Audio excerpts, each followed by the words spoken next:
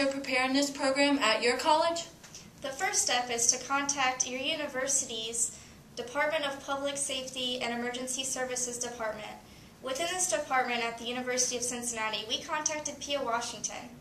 She is here to tell you what role she played in this project. Next, we consulted our university's emergency operations plan, as well as several other resources to help create this video. And after lots of practice, a lot of student volunteers, we were able to create this great video. Our goal is that students will feel more confident in a real disaster. We posted this video online for students, as well as a guideline for students who would like to do something similar to what we have done. We would personally like to thank Pia Washington, along with the Department of Public Safety at the University of Cincinnati, for their help.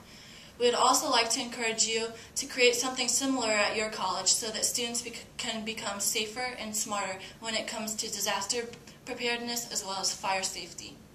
Thank you. Thanks. My role here at the University of Cincinnati as the Emergency Disaster Coordinator is to ensure the safety and security of our students, faculty, and staff. I basically am in charge of writing the emergency evacuation procedures for all academic and residential buildings here at the university. I'm also responsible to train faculty and staff on those procedures. I ensure that all fire drills are accomplished in academic buildings and residential buildings on an annual and quarterly basis.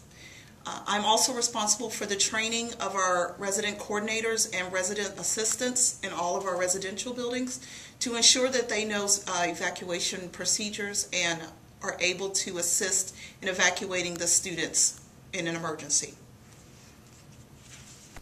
The students approached me with wanting to do an educational video. We had several meetings and they determined how they'd like to proceed and what information they would like to include. I was able to get the UC fire inspectors, UC police, and the Cincinnati Fire Department involved. In an actual emergency, these are the people who would be responding to campus.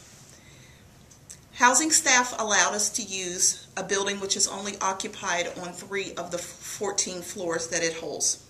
The nursing students brought some volunteers and I was able to get additional volunteers through an on-campus organization. Volunteers are able to receive community service credit and hours towards their scholarship requirements. Since this was a 9:30 meeting on a Saturday morning, several students and myself brought donuts, bagels, orange juice, and milk for everyone. Yeah, of course, you know you have to feed your students.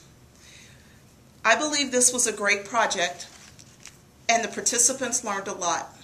My goal was to teach students not only that they cannot see when their floor is full of smoke, but also the proper procedure to evacuate their floor by crawling underneath the smoke.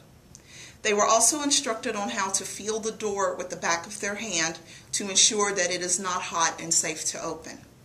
It is important to have an emergency evacuation plan and emergency procedures in place and to practice them regularly.